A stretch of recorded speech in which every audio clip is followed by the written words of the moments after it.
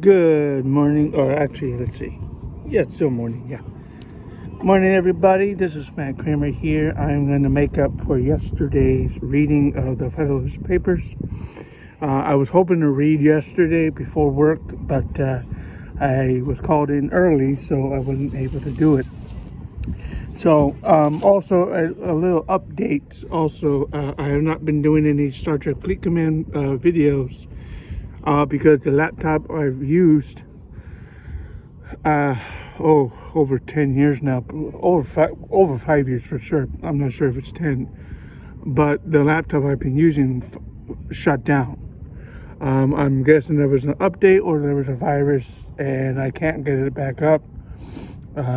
So I'm due to get a new. I ordered a laptop, a newer laptop with Windows 11, and so I should be picking that up tomorrow afternoon, and then we can start the we can continue. Excuse me.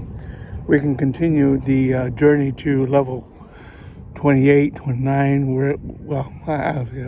I'm not that far. Next level is I think 25. Yeah, 25. I don't think I've reached level 25 yet. We're still in that mission that has to do with gearing up, building up to level 26 for sure. I know we're on that one. So that's a little update for you guys. This morning I'm going to read number 68 by Alexander Hamilton. So here we go.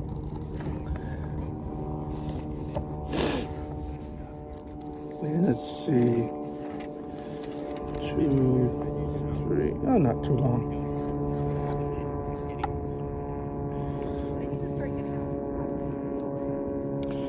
The mode of appointment of the Chief Magistrate of the United States is almost the only part of the system of any consequence which has escaped without severe censure or which has received the slightest mark of approbation from its opponents.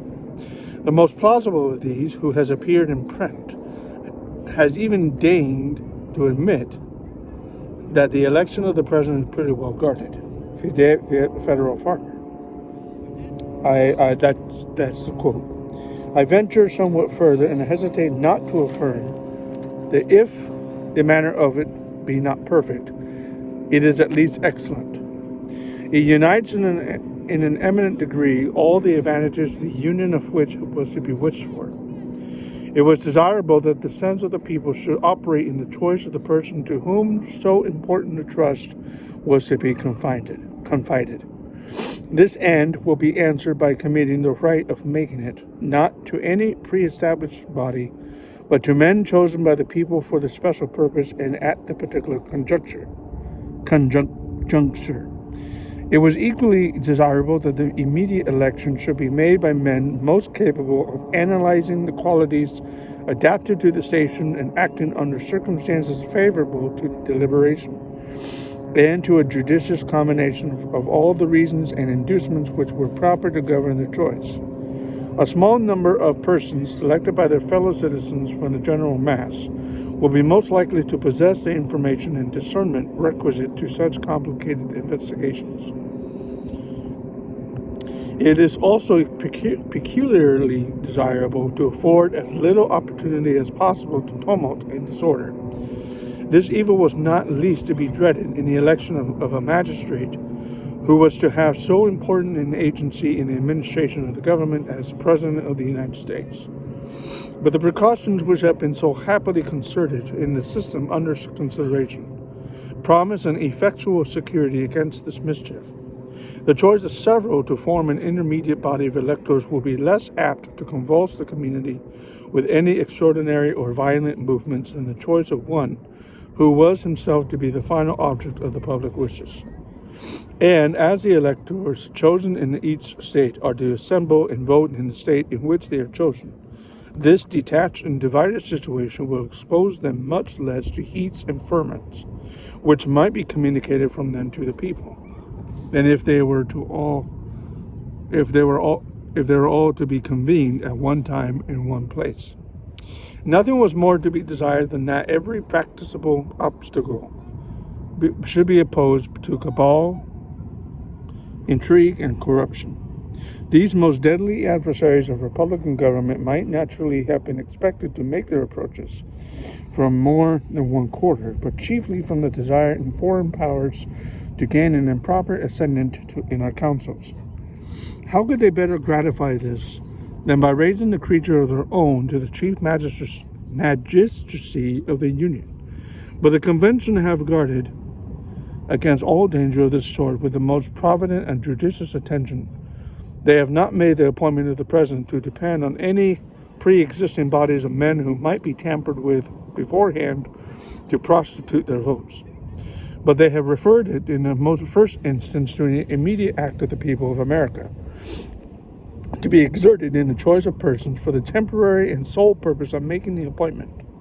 And they have excluded from eligibility to this trust all those who from situation might be suspected of too great devotion to the president in office. No senator, representative, or other person holding the place of trust or profit under the United States, can be of the numbers of the electors.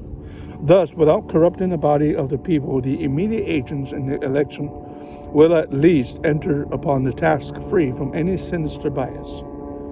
Their transient existence and their detached situation, already taken notice of, afford a satisfactory prospect of their continuing so to the conclusion of it. The business of corruption, when it is to embrace so considerable a number of men, requires time as well as means. Nor would it be found easy suddenly to embark them, dispersed as they would be over 13 states, in any combinations founded upon motives which, though they could not properly be denominated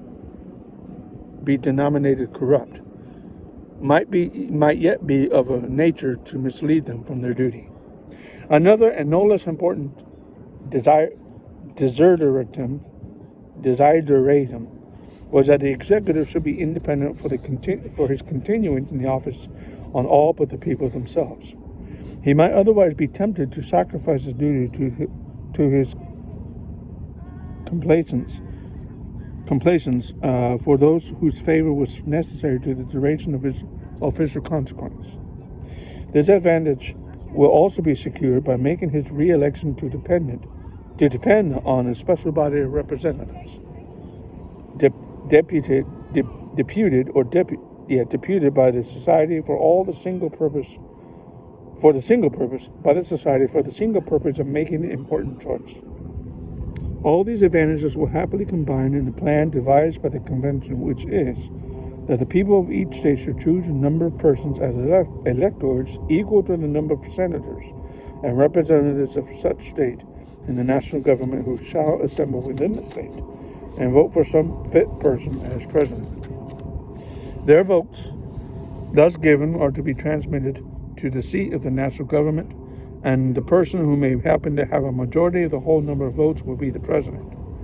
But as a majority of the votes might not always happen to center in one man, as it might be unsafe to permit less than a majority to be conclusive, it is provided that in such a contingency the House of Reps shall select out of the candidates who shall have the 5 highest number of votes the man who, in their opinion, may be best qualified for the office.